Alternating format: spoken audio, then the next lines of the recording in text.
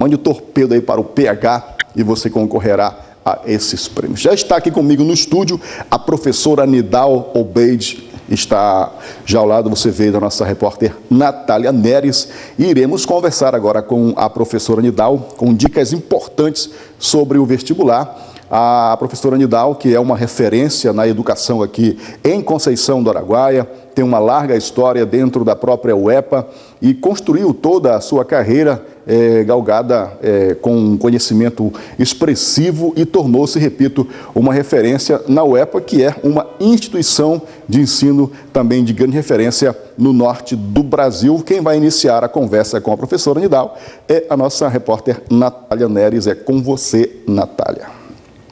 Boa tarde, Nildo Monteiro. Boa tarde a todos os telespectadores do Cidade em Movimento e boa tarde, professora Nidal. Quais as recomendações que você dá a um aluno que está diante de um vestibular? Boa tarde a todos. Parabenizo pela iniciativa de esclarecimentos junto à comunidade estudantil de Conceição do Araguaia sobre essa questão tão importante na vida dos nossos estudantes. Bem, algumas políticas públicas foram implementadas, provocando mudanças em relação ao processo de inserção ao curso superior. Neste momento, no ano de 2015, a Universidade do Estado do Pará fez a adesão ao Enem.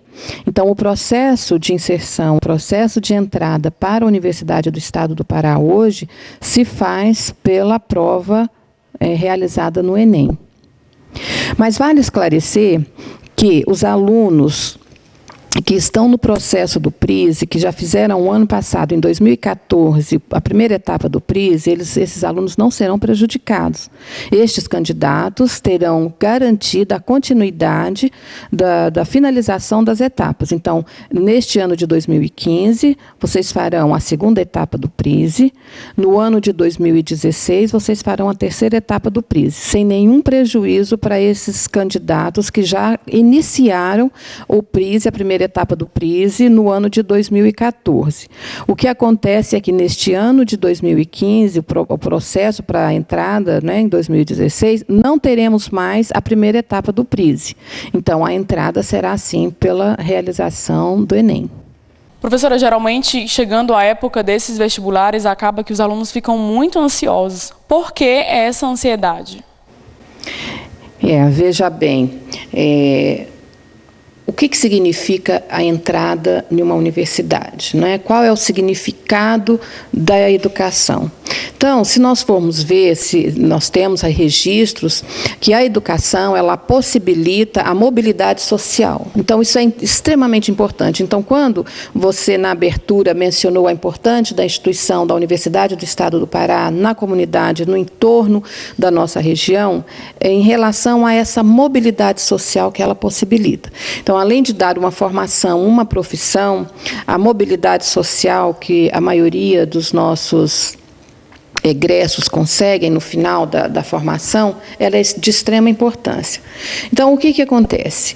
Infelizmente, ainda no Brasil, a organização da estrutura de ensino brasileira, ela ainda se depara com um processo seletivo. Embora diga, mas é pelo Enem, mas o Enem também é um processo seletivo, que o aluno concorre consigo próprio. Porque você não tem um limite de vagas, mas você tem que atingir uma pontuação. E nem pensar em zerar a redação. Zerado a redação, você já está fora do processo.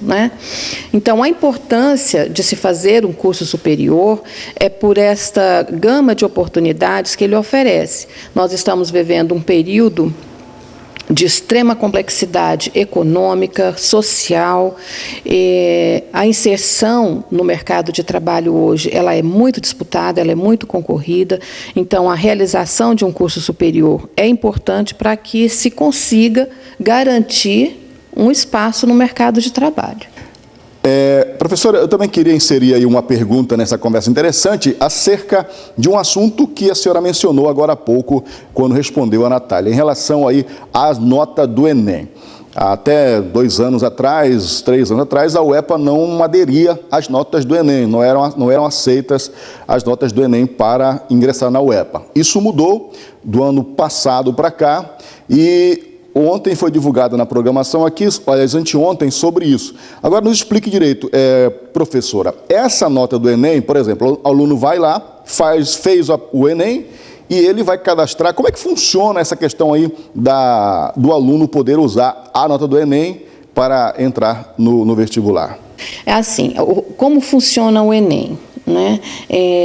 Este ano, o ministro da Educação, eles fizeram alguns ajustes necessários até mesmo para se manter o financiamento do estudante, né? O financiamento da educação. Um dos ajustes foi em relação ao Enem. Então, a pontuação do Enem aumentou, existe hoje uma nota mínima, que são 450 pontos, e não zerar a redação, que também já existia, já era previsto essa questão. Realizado a prova do Enem, então o candidato ele vai ver a pontuação alcançada. Essa pontuação está diretamente relacionada ao curso que se pretende fazer.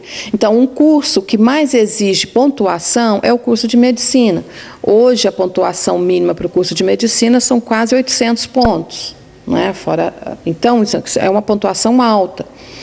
Realizado, então, a prova, identificado a pontuação conquistada, alcançada, aí o candidato ele vai entrar na página do SISU, que está no Ministério da Educação, no MEC, e ali ele vai ver as universidades que disponibilizam os cursos e ele pode fazer, então, a escolha do curso, dada a nota tirada na prova. Eu entendi. Então, é basicamente aquele formato que se usa para todas as instituições. Só cadastra e tudo mais, e a pessoa escolhe uma universidade, um curso, é isso? Então, é nesse formato? Exatamente. A Universidade do Estado do Pará, ela aderiu ao Enem, mas como nós já explicamos, para os candidatos que já estão no processo do PRISE, não se alarmarem, porque a universidade está garantindo a conclusão da segunda e da terceira etapa do PRISE. Professora, é o seguinte, a gente está muito feliz com a sua vinda aqui no programa. Eu quero aproveitar para fazer uma outra pergunta, e eu vou até inserir aqui nessa pergunta uma situação particular que aconteceu comigo. Eu resolvi prestar vestibular no ano passado, apenas para fazer um teste, né, para ver como eu estaria. Afinal, já faz mais de 20 anos que eu saí do banco da escola. E fui fazer um teste para ver como é que estava o meu grau de conhecimento.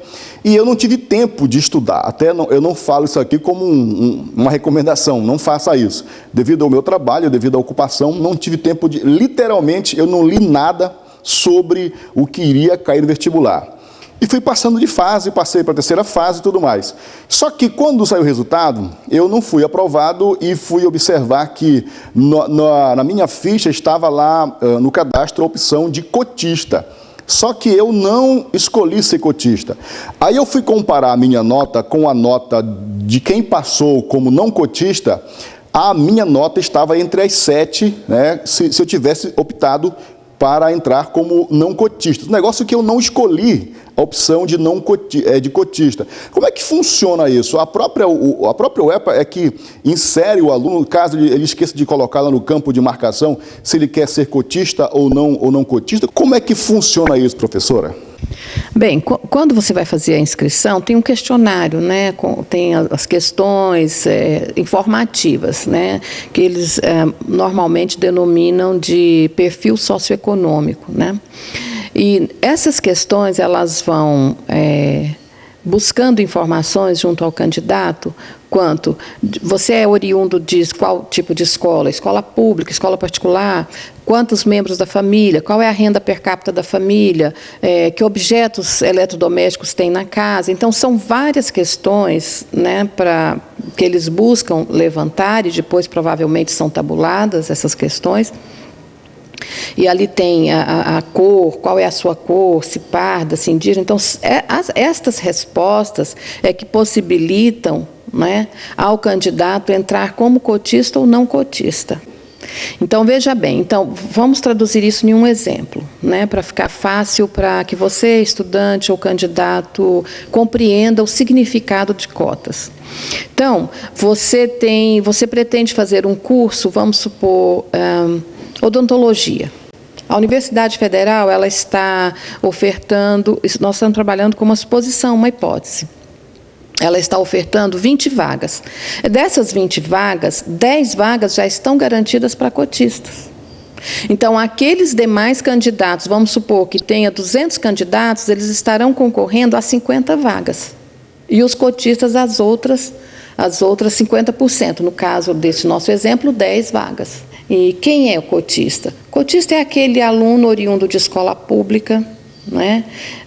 É dada oportunidade para os negros e indígenas. Então, esses fazem parte dos cotistas, naturalmente fazem parte dos cotistas. Existem muitas questões, muitas discussões em relação a cotas, mas não vem ao caso nós entrarmos neste mérito neste momento. Pode ser pensado para um outro momento. E para os alunos ou para quem vai prestar o vestibular que está assistindo o nosso programa agora, como se preparar para um vestibular? Então, vejam bem, as questões hoje nós vamos tratar de preparar para o Enem. Né? Vamos já entrar no momento atual do processo de seleção. Então, o aluno, normalmente as escolas públicas, elas também já trazem questões que foram tratadas no Enem do ano anterior, para que o aluno se familiarize. Hoje, as questões elas não são mais voltadas para memorização e decoração, para uma perspectiva mecanicista como era até então. Hoje, requer do aluno a reflexão, o pensamento. Então, são questões que exigem uma interpretação, uma reflexão. Então, é importante essa compreensão da natureza das questões que são apresentadas nesse processo do Enem. E outra questão extremamente importante é se inteirar de tudo que está acontecendo no mundo. Hoje nós temos questões tão complexas ocorrendo, questões políticas, econômicas, social, ambiental. Então, provavelmente, o tema de redação ele vem relacionado a uma dessas demandas da realidade, da nossa realidade. Então, é importante o aluno ter leitura. Tendo leitura, ele consegue fazer uma boa produção escrita. Ok, estamos conversando com o professor Nidal Afif Obeid acerca das dicas para o vestibular. A professora Nidal, já falei no começo da entrevista, é uma referência na educação, não apenas na região sul paraense, como também em todo o Pará. Se você for lá no Google digitar o nome dela, vão aparecer vários artigos publicados em vários sites, tudo mais. Interessante demais a bagagem que a professora Nidal tem. Mas como eu falo aqui, na verdade fica um pouco superficial, e eu pediria à professora que, de maneira gentil, eu sei que ela não gosta muito desses holofotes, né, de destacar-se pessoalmente, já a conheço já há bastante tempo, já fiz várias reportagens com a professora Nidal, mas, professora, até para quem está vendo a gente agora, ter como base a sua história, nos conte um pouco sobre a sua trajetória profissional até o momento. Professora, por favor. Tá, eu vou sintetizar bem rapidamente, né? Eu iniciei a carreira docente em Anápolis, eu fiz a universidade na Unievangélica, no Colégio Auxílio, colégio que eu era ex-aluna. Eu comecei trabalhando naquele período, não era educação infantil, era jardim de infância. Então, assim, aprendi muito, as crianças me ensinaram muito, fiquei alguns anos, depois fui convidada para coordenar a parte da educação infantil e da alfabetização. Depois disso, eu vim para Conceição do Araguaia, em 88. Quando eu vim para Conceição do Araguaia, eu trabalhei na Fundação Bradesco, que também foi uma instituição que me ensinou bastante. Tenho, assim, muita gratidão pela Fundação Bradesco, pelo trabalho que ela nos oportuna e também por tudo que ela tem feito pelas famílias de Conceição do Araguaia. Depois da Fundação Bradesco, aí eu entrei na FEP. Foi quando a Universidade do Estado do Pará, ainda era, universidade não, era faculdade, FEP, Faculdade do Estado do Pará. Ela veio para cá em 89, quando teve ainda o primeiro vestibular. Trabalhei alguns anos na FEP e tive que me retirar, e depois, em 99, eu voltei, aí já era Universidade do Estado do Pará.